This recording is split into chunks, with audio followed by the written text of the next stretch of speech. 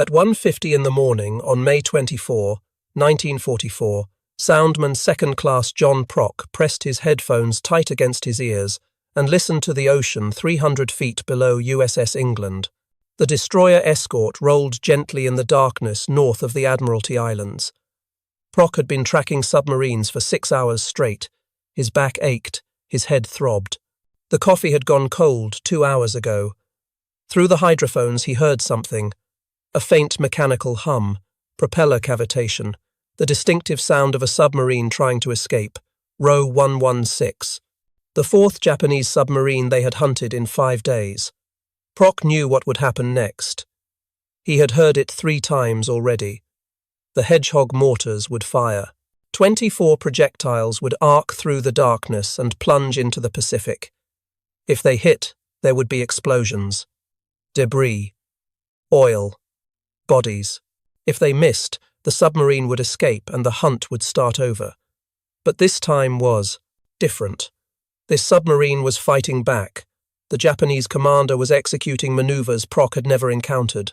Fishtailing, rapid depth changes, counter-pinging to confuse the sonar. Every tactic designed to break contact and vanish into the black water. Prock had to hold that contact. His ship, his crew, Lieutenant Williamson standing behind him on the bridge, all depended on the sounds coming through his headphones. What happened in the next 20 minutes would determine whether USS England continued her unprecedented killing streak, or whether Row 116 became the submarine that got away. But nobody on USS England knew they were already making history. Nobody knew that Japanese submarines were dying faster than they ever had before. Nobody knew that in 12 days, this small, unimpressive destroyer escort would accomplish something no other ship in naval warfare had ever done. The problem was that American anti-submarine warfare was not working effectively enough. Japanese submarines threatened Allied operations throughout the Pacific. The I-class submarines were large, capable boats. Displacing 2,500 tons surfaced, they carried crews of over 100 men and could operate for 90 days without resupply. Armed with 6 torpedo tubes and a 5-inch deck gun, they were formidable weapons. The Row-class submarines were smaller but deadly effective in coastal waters. These boats displaced between 600 and 800 tons and carried crews of 40 to 60 men. They were designed for shorter range patrols and coastal defense operations. Both types operated throughout the Solomon Islands, New Guinea, and the Central Pacific. They intercepted convoys, reported Allied fleet movements, and delivered supplies to bypassed Japanese garrisons. Japanese submarine doctrine emphasized reconnaissance and fleet support rather than commerce raiding. Submarines were expected to scout ahead of the combined fleet, report enemy positions, and attack capital ships when opportunities arose. This doctrine made Japanese submarines valuable strategic assets, but also made their loss particularly damaging to Japanese naval operations. American forces had tools to fight them. Sonar could detect submarines underwater. The QC and QGB sonar systems used by American destroyers and destroyer escorts could detect submarines at ranges up to 1,500 yards under favorable conditions. Radar could spot them on the surface. The SG surface search radar installed on most destroyer escorts could detect a surfaced submarine at ranges of 8 to 10 miles. Depth charges could destroy them. The Mark 9 depth charge carried 300 pounds of TNT and could be set to detonate at depths ranging from 50 to 600 feet. But the tools were not enough. The fundamental problem was time. When a destroyer or destroyer escort detected a submarine with sonar, the vessel had to speed up and run directly over the submarine's position to drop depth charges off the stern. That created a blind spot. At close range, sonar could not maintain contact because the returning echo merged with the outgoing pulse.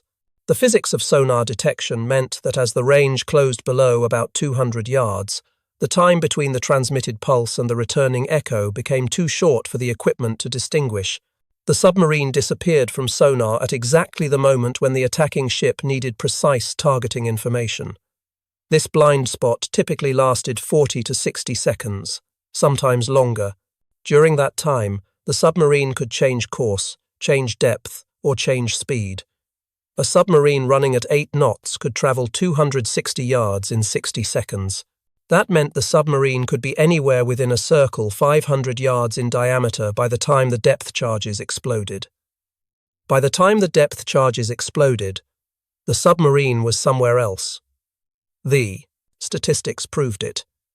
In early 1942, American depth charge attacks achieved a kill rate of approximately 3%. That meant 97 out of every 100 attacks failed. The submarines escaped.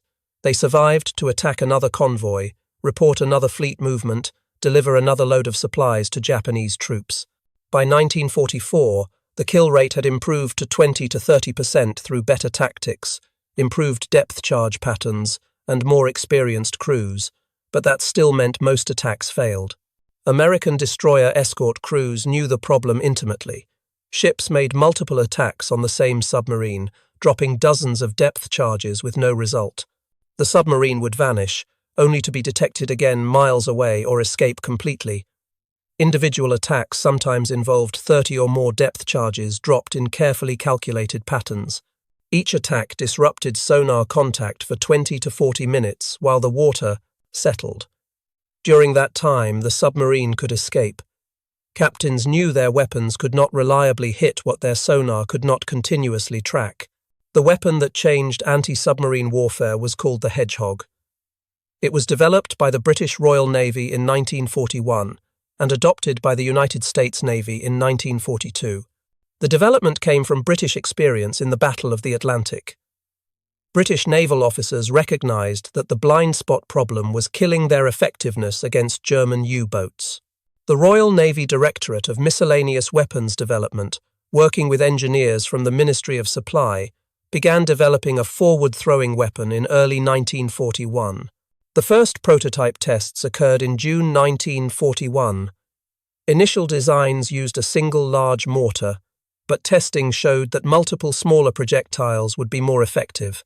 The final design used 24 spigot mortars, arranged in 4 rows. The Pruster 5 name came from the appearance of the launcher. 24 spigots arranged in rows that looked like the spines on a hedgehog's back. Each spigot fired a single projectile, 7.2 inches in diameter, 65 pounds total weight, 35 pounds of Torpex explosive. Torpex was a British-developed explosive compound consisting of 42% RDX, 40% TNT, and 18% powdered aluminum. It was approximately 50% more powerful than TNT alone. The projectiles fired forward, not backward like depth charges. They launched ahead of the attacking ship in an elliptical pattern. The Mark 10 launcher, which was the type installed on USS England, had a range of 283 yards and created an elliptical pattern, approximately 195 feet by 168 feet. The Mark 11 launcher had a range of 267 yards. The projectiles entered the water nose first, sank at about 23 feet per second, and exploded only on contact with a solid object. The contact fuse required approximately 20 pounds of pressure to detonate. If the projectiles missed the submarine, they did not explode.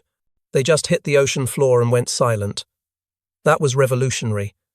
Depth charges exploded whether they hit anything or not. The explosions created turbulence and noise that destroyed sonar contact for 30 minutes or more. The pressure waves from the explosions created thermal layers in the water that disrupted sonar propagation. You could not tell if you had killed the submarine or just made a lot of noise. With Hedgehog, silence meant a miss, explosions meant hits. If you heard detonations, you had hit the submarine. If you heard nothing, you had missed and could immediately re-attack without waiting for the water to clear. The second advantage was the forward firing arc. The Hedgehog fired ahead of the ship while the submarine was still in sonar contact. The attacking ship could track the submarine continuously until the moment the projectiles entered the water. No blind spot, no guessing. The sonar operator could see exactly where the submarine was and adjust the aim accordingly. The ship maintained sonar contact throughout the attack run, tracking the submarine's movements up to the moment of firing. This allowed the attacking ship to compensate for last-second course changes or depth adjustments. The third advantage was lethality. A depth charge had to explode within about 25 feet of a submarine to cause fatal damage. The pressure wave from a depth charge explosion could rupture hull plates, damage machinery, and flood compartments, but only if the charge exploded close enough. A Hedgehog projectile had to physically hit the submarine to explode. When it hit, it exploded against the hull. 35 pounds of torpex detonating against metal meant penetration. The explosive force was concentrated at the point of contact rather than dispersed through the water. One hit could rupture the pressure hull. 2 or 3 hits guaranteed a kill. The statistics proved it. In the Atlantic theatre during 1943 and 1944, British ships using Hedgehog achieved a kill rate of approximately 18%. That was 6 times better than early war depth charges. By the end of the war, Hedgehog-equipped ships were responsible for over 50 confirmed U-boat kills.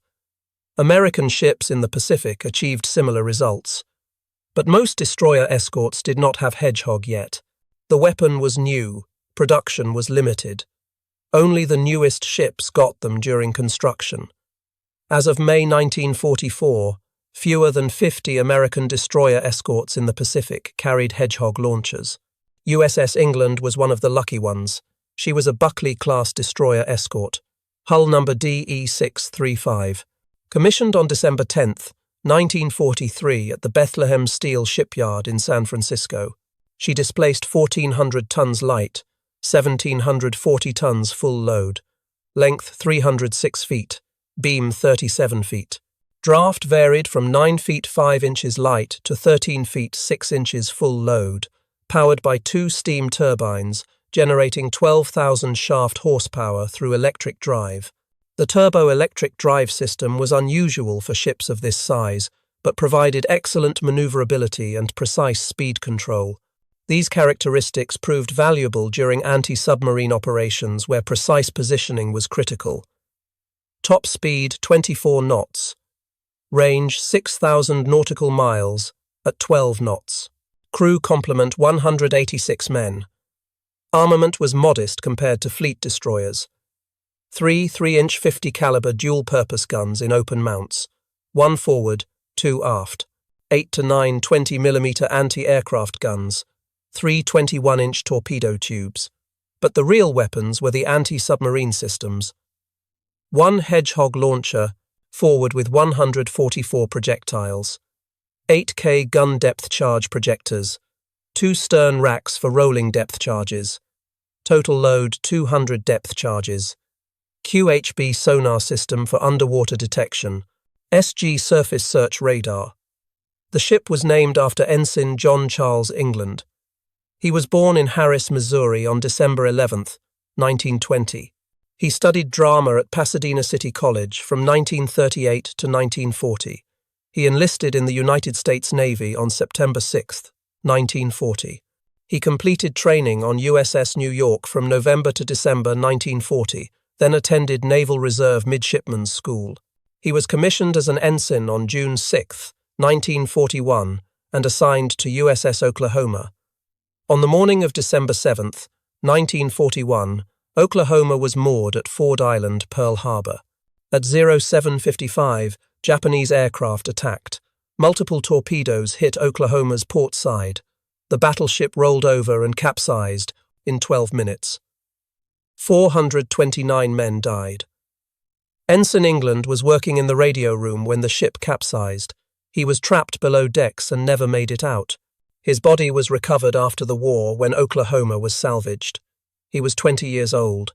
The Navy named DE635 in his honor. The commissioning ceremony on December 10, 1943, included England's mother, Mrs. H.B. England, as the ship's sponsor. Lieutenant Commander Walton Barclay Pendleton took command. Pendleton was a career Navy officer, 46 years old, born November 24, 1897. He had served on destroyers during World War I and spent the interwar years in various assignments, including Naval War College and staff positions. He was methodical, experienced, and careful. He understood destroyer operations and anti-submarine warfare doctrine. He was also smart enough to recognize that his executive officer was better at anti-submarine warfare than he was. Lieutenant John Williamson was the executive officer from Brighton, Alabama. He had extensive experience with anti-submarine warfare and sonar operations. Williamson was obsessed with anti-submarine warfare.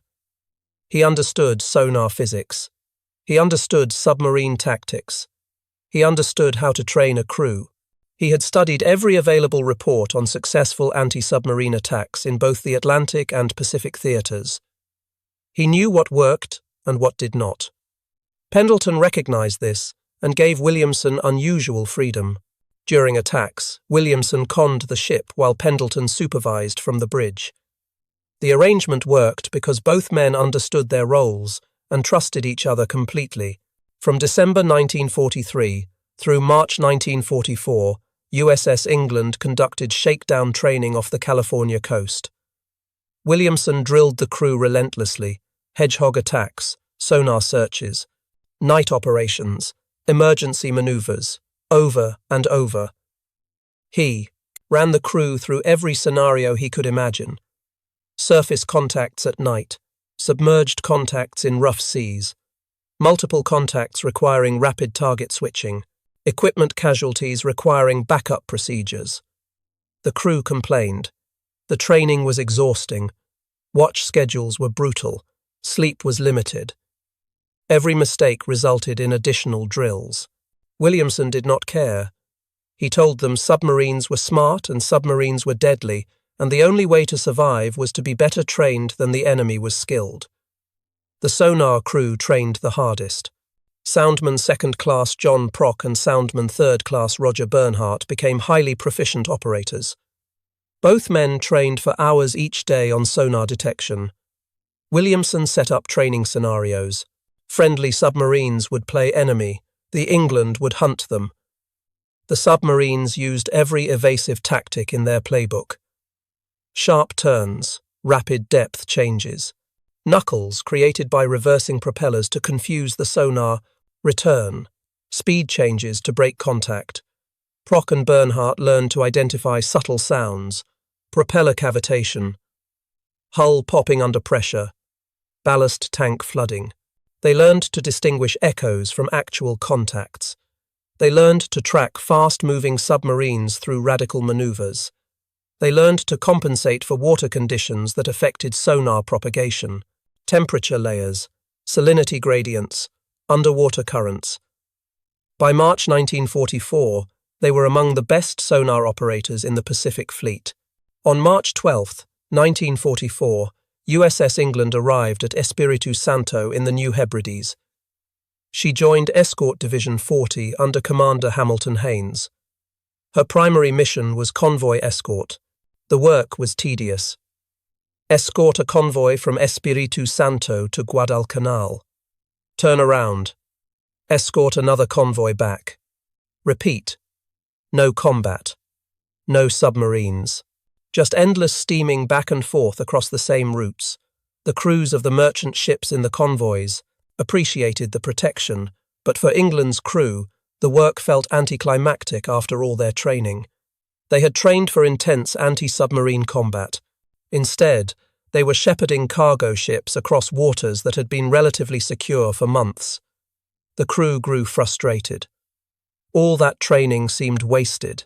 Then on May 18, 1944, everything changed. Fleet Radio Unit Pacific intercepted and decoded a Japanese message. Submarine 116 was delivering supplies to Japanese troops at Buin on the southern tip of Bougainville. The message included the submarine's course, speed, and schedule. American intelligence knew exactly where I-16 would be.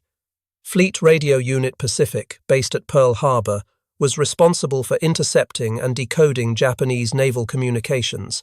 American cryptanalysts had broken the Japanese naval code designated JN-25. This code was used for operational messages between Japanese naval units.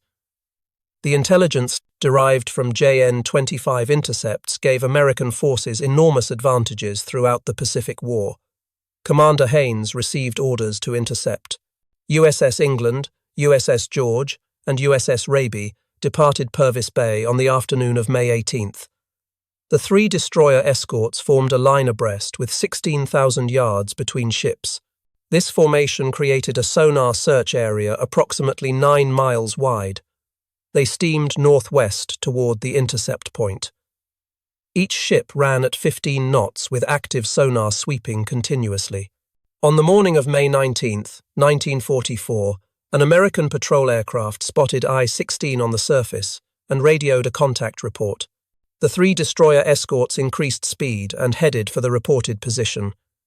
At 1:35 in the afternoon, England's sonar operator picked up a contact. Clear signature, submarine, range 2,000 yards, bearing 085 degrees. Lieutenant Williamson took the con. He ordered engine, room to reduce speed to 12 knots for precise maneuvering. The sonar team tracked the submarine's movements. I-16 was running submerged at about 8 knots, depth 150 feet. The submarine was trying to reach Bougainville on schedule and apparently had not detected the approaching destroyer escorts. Williamson maneuvered England into attack position. The ship approached the submarine from astern, maintaining sonar contact throughout the approach. He kept the ship's speed matched to the submarines to maintain stable sonar conditions. At 1,000 yards, Williamson ordered the Hedgehog crew to prepare for attack. The crew loaded the spigots and checked the firing circuits. At 500 yards, he ordered, "Stand by." The submarine continued on course, unaware. At 300 yards, Williamson ordered, "Fire." The Hedgehog launcher erupted. 24 projectiles arced through the afternoon air and plunged into the Pacific ahead of England. The Patton entered the water in an ellipse 200 yards ahead of the ship. The sonar operator maintained contact. The submarine was still there, still on course. 10 seconds passed. 15. 20. Nothing. Miss. The projectiles had landed in a pattern around the submarine, but none had hit. I-16 continued on course for another 5 seconds. Then the submarine turned hard to port. The commander had heard the splashes and realized he was under attack. Williamson ordered England to follow the turn. The sonar crew held contact. The submarine was now maneuvering evasively, trying to break contact. The Japanese commander was skilled. He knew American sonar capabilities and was using every technique available to exploit their weaknesses. For the next hour, USS England chased I-16 through a series of maneuvers. The submarine would turn, England would follow, the submarine would change depth, the sonar would compensate. The submarine commander varied his tactics, never establishing a motings, a take-em, predictable pattern. Turn intervals changed, depth changes were irregular, speed adjustments kept Williamson guessing. Williamson made 4 more Hedgehog attacks, all missed. The submarine commander was skilled. He timed his turns to coincide with England's firing runs, throwing off the aim. Each time England reached firing position, the submarine would execute a hard turn or rapid depth change that moved it outside the Hedgehog pattern before the projectiles reached target depth. On the 5th attack run, Williamson decided to wait. Instead of firing as soon as England reached firing position, he tracked the submarine for an extra 30 seconds. He watched the pattern. The submarine was turning right every time England approached. The Japanese commander had fallen into a pattern without realizing it. Under stress, facing repeated attacks, he had defaulted to a preferred defensive maneuver. Right turns, always right turns. Williamson accounted for that. When England reached firing position, Williamson aimed the Hedgehog pattern 30 degrees to the right of the submarine's current course. Then he fired. The projectiles splashed down. The sonar operator reported the submarine turning right, exactly as predicted. 3 seconds later, explosions. 4 to 6 distinct detonations. Then a massive underwater explosion. The Hedgehog hits had ruptured I-16's pressure hull. Seawater flooded in under enormous pressure. At 150 feet depth, the water pressure was 65 pounds per square inch. Through the hull breaches, water entered at tremendous velocity. The submarine's structural frames collapsed. The hull imploded. I-16 went down at 2:35 in the afternoon, with all 107 men aboard. Lieutenant Commander Takeuchi Yoshitaka, the boat's commanding officer, died with his crew. Debris began surfacing 20 minutes later. Wood fragments, cork, oil, a 75-pound bag of rice still sealed in waterproof wrapping, personal items, pieces of equipment. The debris field spread as currents carried the lighter materials away from the sink point. The 3 destroyer escorts circled the debris field through the night. By dawn on May 20th, the oil slick stretched 6 miles long and 3 miles wide. The kill was confirmed. USS England had sunk her first submarine on May 19th, 1944. The crew celebrated briefly. Then they received new orders. American intelligence had intercepted another Japanese message. 7 submarines from Submarine Squadron 7 were forming a picket line north of the Admiralty Islands. The line was designated Scouting Line NA. Its purpose was to detect American fleet movements toward the Palau Islands. The Japanese High Command expected an American offensive in the Central Pacific.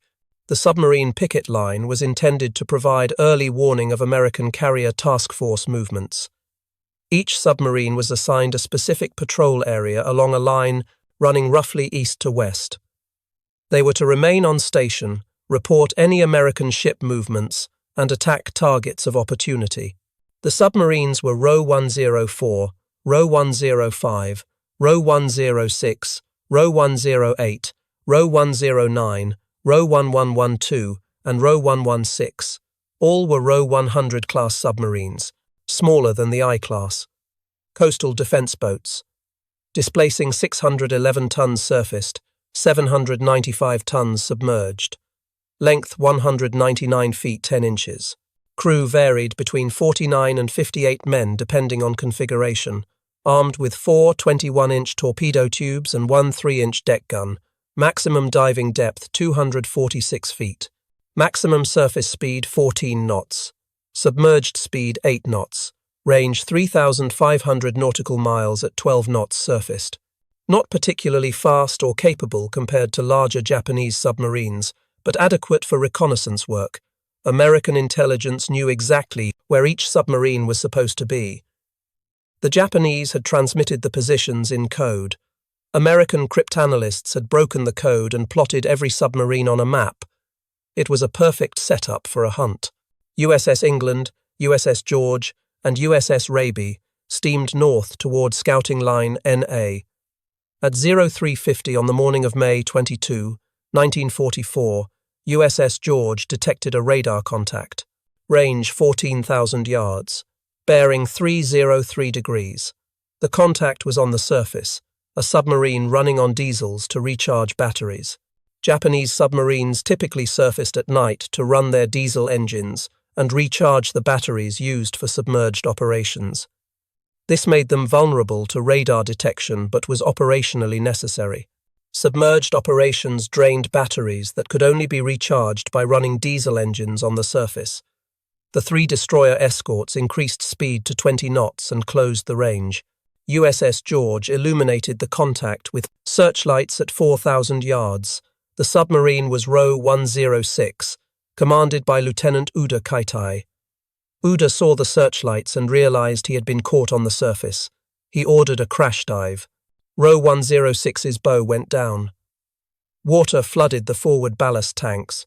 The submarine dove at a steep angle, trying to reach safe depth before the American ships could attack. The crew worked frantically to close hatches and secure equipment. A crash dive was a desperate maneuver that could cause equipment damage and put enormous stress on the hull, but it was the only option when caught on the surface by enemy warships. USS George fired a Hedgehog salvo at 0415. The projectiles missed. Row 106 continued diving and began evasive maneuvers. At 0425, USS England gained sonar contact. Williamson took the con and maneuvered into attack position. Row 106 was now at 275 feet, near her maximum safe depth. She was turning hard, trying to break sonar contact. At this depth, the submarine was operating at the edge of her structural limits. The pressure hull was under enormous stress. Any additional damage could be catastrophic. Williamson tracked the turns. First Hedgehog attack at 0433. Miss. Williamson repositioned. He analyzed the submarine's maneuver pattern. The Japanese commander was alternating between hard right and hard left turns every 40 seconds. Predictable once you saw the pattern. At 0501, Williamson fired the second Hedgehog salvo. This time he aimed ahead of the submarine's turn. The projectiles splashed down. 3 seconds later, 3 explosions in rapid succession, then a massive underwater detonation. Row 106's pressure hull ruptured at 275 feet. The submarine imploded. All 49 men died instantly. At that depth, the hull collapse was catastrophic and immediate. At dawn, the destroyer escorts found debris and a large oil slick, 2 submarines in 3 days. But Scouting Line NA still had 5 more submarines. On May 23, 1944, an Allied patrol aircraft spotted Row 104 on the surface 250 nautical miles north-northwest of Kavieng. The aircraft radioed the position to the destroyer escorts. By sunset, the 3 ships had closed within radar range. At 0604 on the morning of May 23, USS Raby detected Row 104 on radar, range 4 nautical miles. The submarine was on the surface, running on diesels. The 3 destroyer escorts charged in at full speed. Row 104 detected them at 2 miles and crash-dived. USS Raby and USS George arrived first. Both ships made Hedgehog attacks over the next 2 hours. 8 attacks total. All missed. The submarine commander, Lieutenant Izubuchi Hisashi, was skilled and aggressive. He executed radical depth changes and course reversals that threw off the American aim. Izubuchi had commanded Row 104 for 9 months and had extensive combat experience. He knew how to fight. At 0834, USS England arrived and took over the attack. Williamson analyzed the submarine's pattern. Izubuchi was varying his maneuvers randomly. No pattern. That meant Williamson had to force him into a pattern. Williamson positioned England ahead of the submarine's current course. Then he waited. Sonar tracked Row 104 approaching. 2,000 yards. 1,500. 1,000. Izubuchi apparently thought he had evaded the Americans and was proceeding on base course toward his assigned patrol station. At 500 yards, Williamson fired. The Hedgehog salvo landed directly in Row 104's path. The submarine ran straight into the pattern. 10 to 12 explosions. The submarine's hull ruptured in multiple locations. The forward torpedo room flooded. The control room flooded. The engine room flooded. The submarine sank bow first. Row 104 sank immediately. All 58 crew members died. Debris surfaced at 10:45. Another oil slick. 3 submarines in 4 days. USS England was becoming famous. Word spread through the Pacific Fleet. Ships started calling her the submarine killer. Radio messages between ships mentioned England's success. Other destroyer escort crews wanted to know what England was doing differently. The crew's confidence soared. They felt invincible. By the 3rd kill, the crew believed they could sink anything. Any submarine, anywhere, anytime.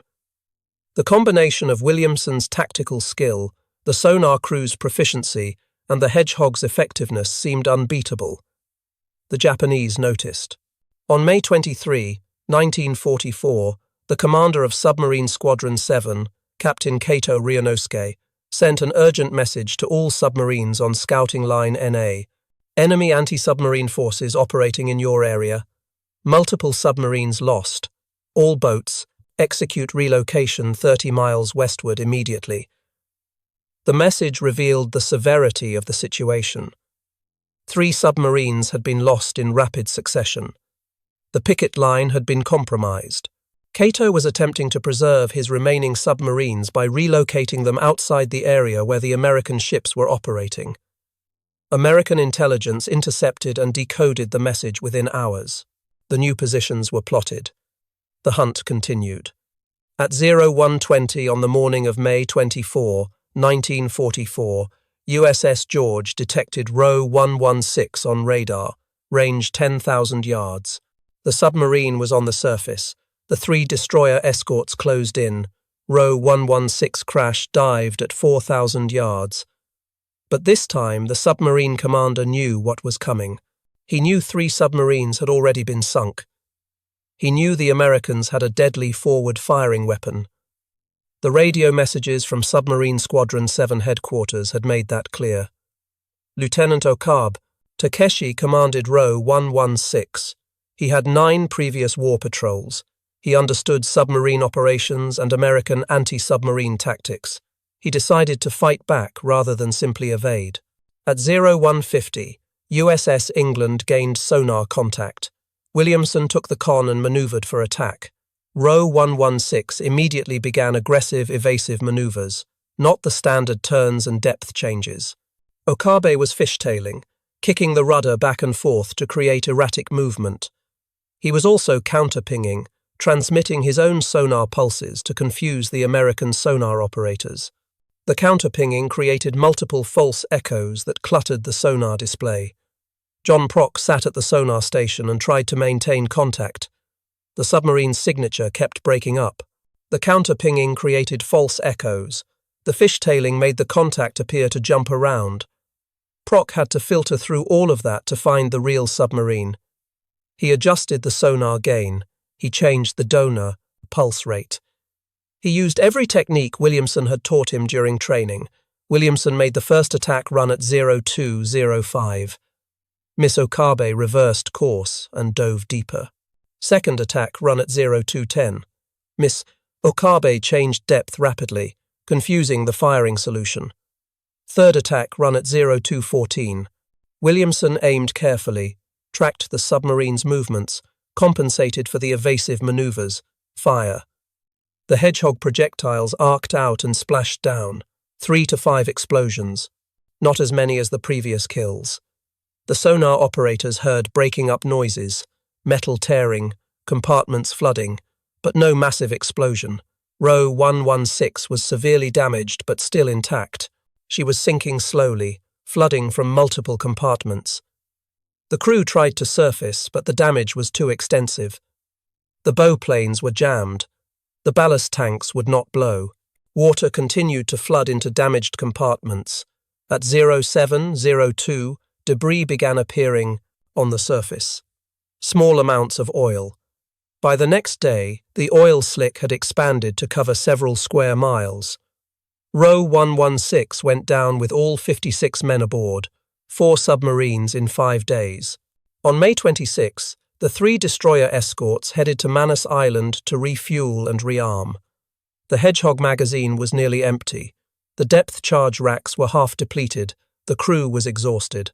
They had been at sea continuously for 8 days with minimal sleep and constant tension.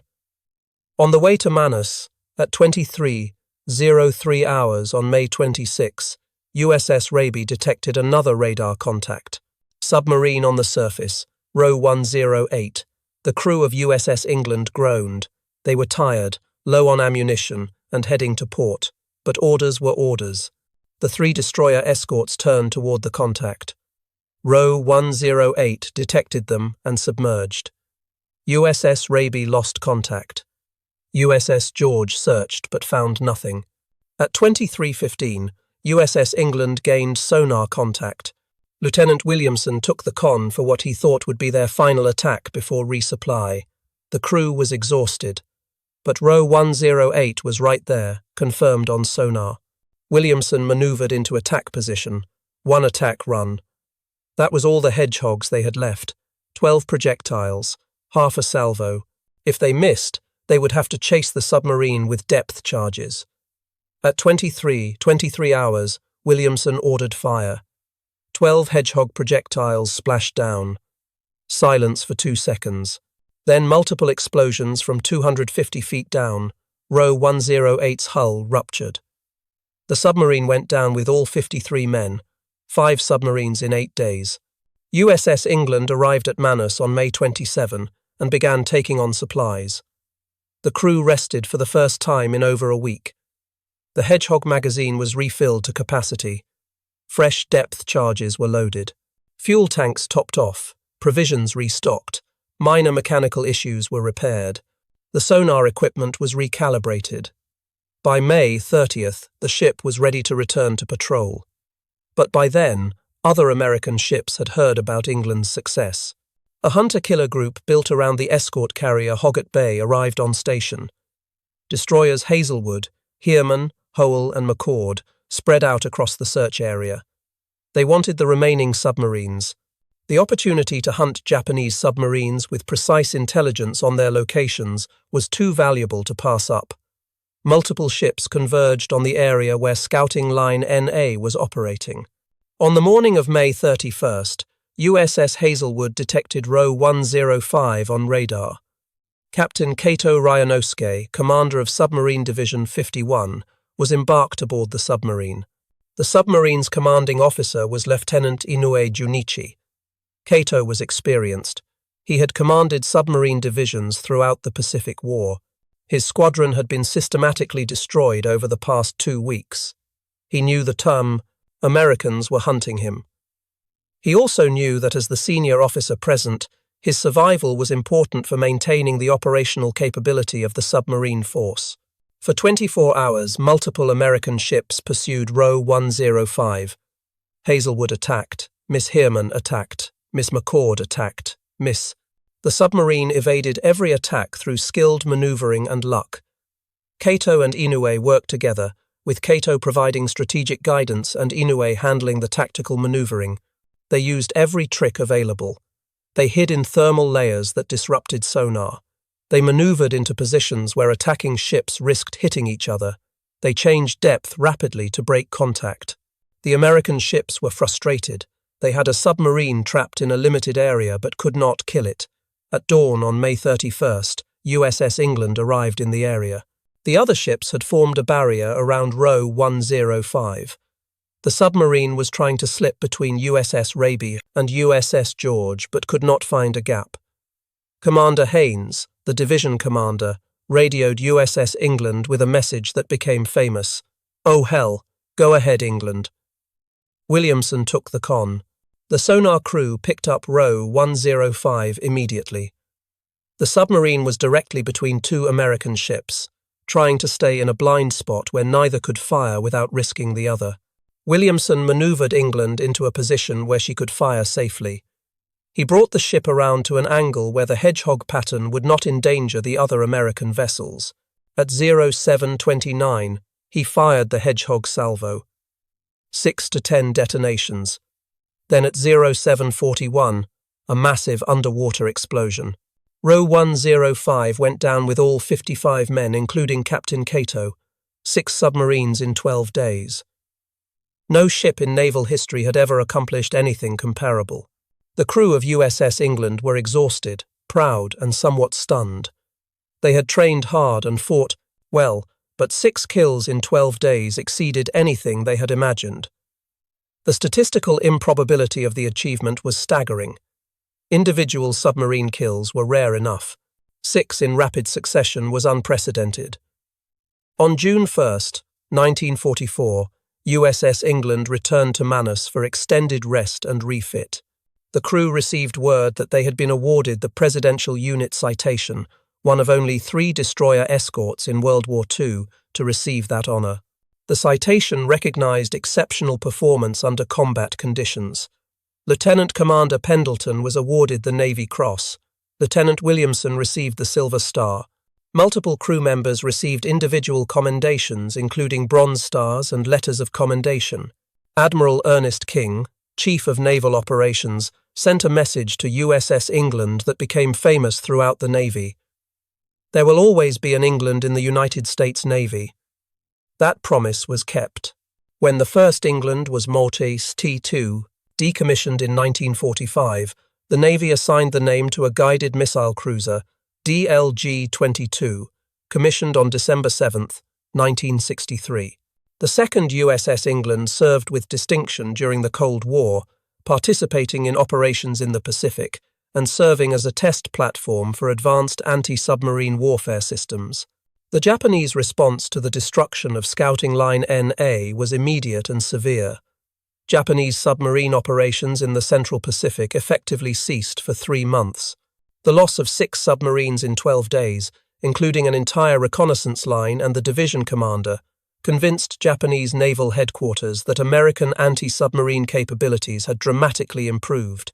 They did not understand what had changed, but the results were undeniable. Japanese submarine commanders who had previously operated aggressively became cautious.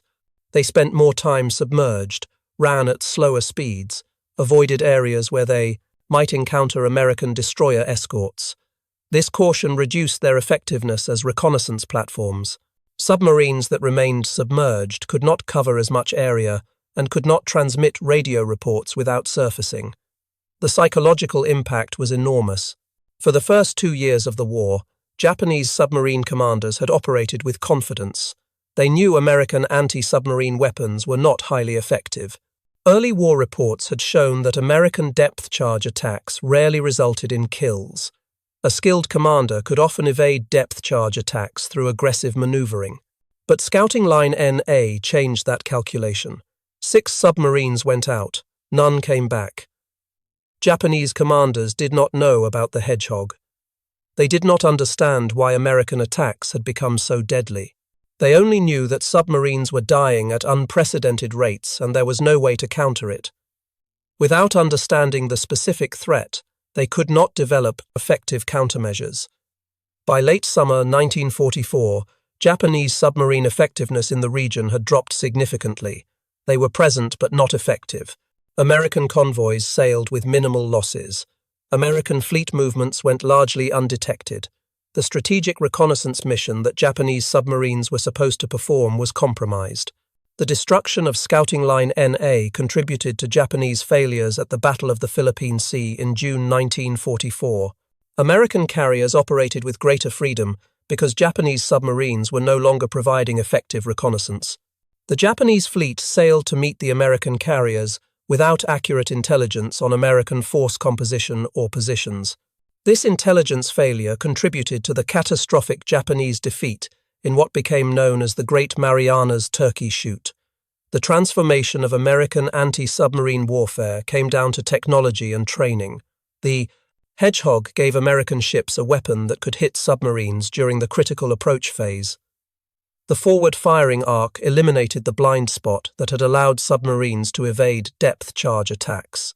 The contact fuses provided immediate feedback. Explosions meant hits. Silence meant misses. The weapon worked.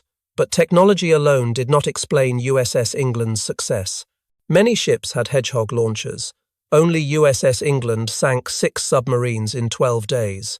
The difference was training and crew quality. Lieutenant Williamson's intensive training regimen had prepared England's crew for exactly the kind of operations they faced in May 1944. The months of repetitive drills had created muscle memory and instinctive responses. When combat came, the crew executed without hesitation. The sonar operators could track submarines through aggressive, evasive maneuvers. They could distinguish between real contacts and false echoes. They could maintain contact through difficult water conditions.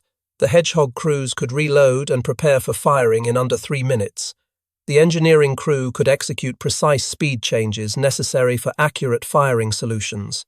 The damage control parties could handle casualties and keep the ship fighting. Every man on the ship knew his job and trusted his shipmates. That combination of technology and crew quality proved unbeatable. After her 12-day patrol in May 1944, USS England continued operations in the Pacific through the summer and fall. She escorted convoys, conducted anti-submarine patrols, and participated in amphibious operations, including landings in the Philippines. She never again achieved the concentration of kills she had accomplished in May, but remained an effective anti-submarine platform. Japanese submarines became increasingly scarce in her operating areas, partly because of the losses inflicted in May.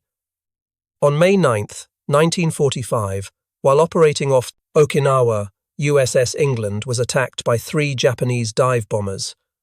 The ship shot down 1 bomber with anti-aircraft fire, but the damaged aircraft crashed into England's superstructure in a kamikaze attack.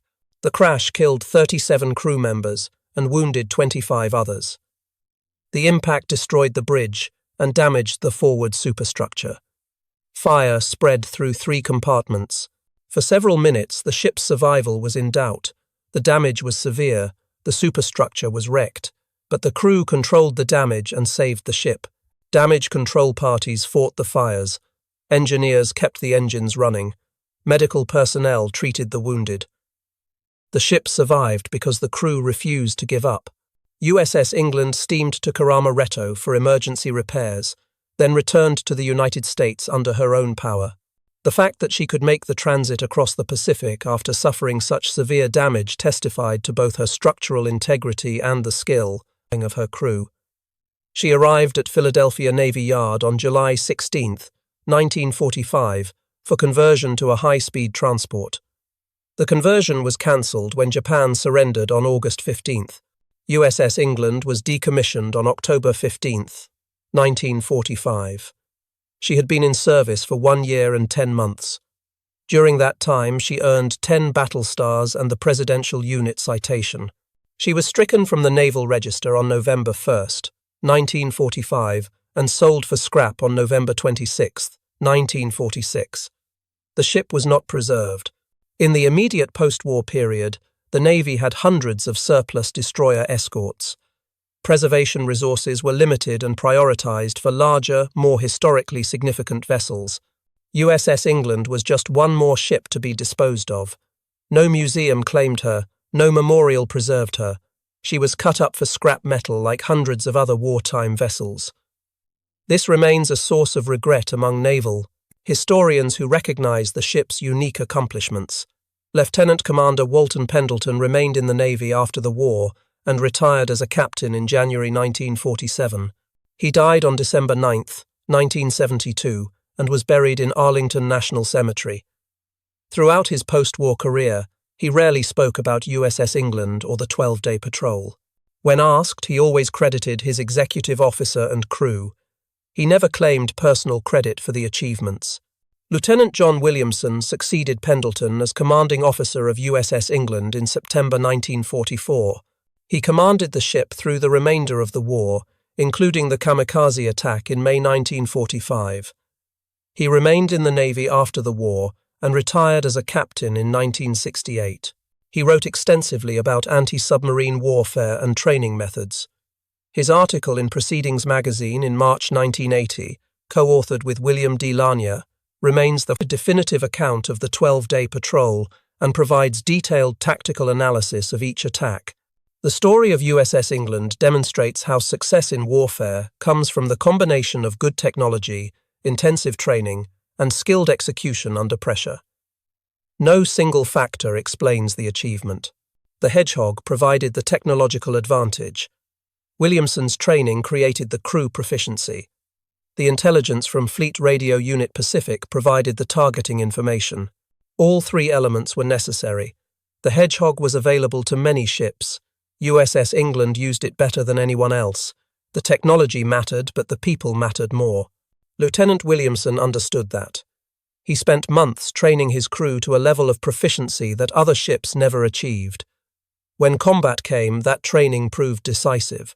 The crew executed complex operations under stress without hesitation because they had practiced those operations hundreds of times during arting training. The sonar operators held contact through aggressive, evasive maneuvers. The weapons crews reloaded and fired with precision. The engineering crews executed the precise speed changes necessary for accurate attacks. The bridge team coordinated all these elements seamlessly. Every component worked together seamlessly. That was not luck, that was training. The destruction of Scouting Line NA in May 1944 contributed to larger Allied success in the Pacific. Japanese submarine reconnaissance became ineffective. American fleet operations enjoyed greater freedom of movement. Convoy losses decreased. The strategic initiative shifted further toward the Allies. The Battle of the Philippine Sea became an overwhelming American victory, partly because Japanese submarines failed to provide adequate warning. American carriers approached the Marianas without being detected. The resulting battle destroyed Japanese naval aviation as an effective fighting force. All of that traced back to 12 days in May, when USS England systematically destroyed 6 submarines and broke Japanese confidence in their underwater forces. The men who accomplished it never claimed to be heroes. They claimed only to have done their jobs. They trained hard. They executed their mission. They supported each other under fire. But doing your job when it matters most is exactly what heroism looks like in war. If you found this story compelling, please take a moment to like this video. It helps us share more forgotten stories from World War II. Subscribe to stay connected with these untold histories. Each one matters. Each one deserves to be remembered. Leave a comment below telling us where you are watching from. Our community spans the globe, and we would love to hear from you. Thank you for watching, and thank you for keeping these stories alive.